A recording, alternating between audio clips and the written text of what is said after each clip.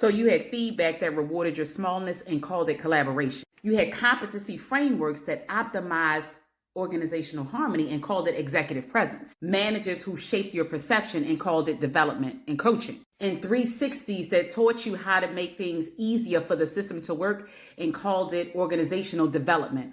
All of these things make you one thing and one thing only. Corporate calibrated you for fit, not for full power. Boom. And here's the thing, you took it seriously.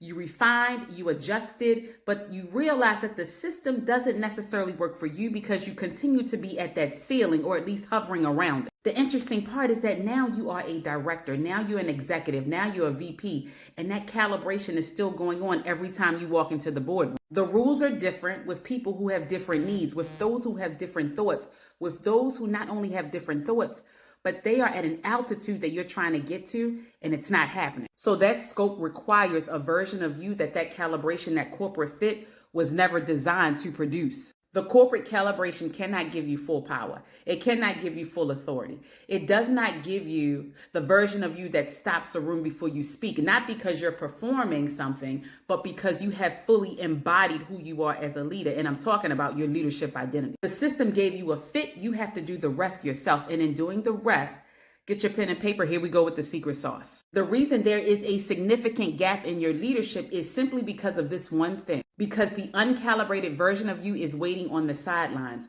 It is looking for you to stop hesitating. It is looking for you to stop shrinking back. It is looking for you to say it.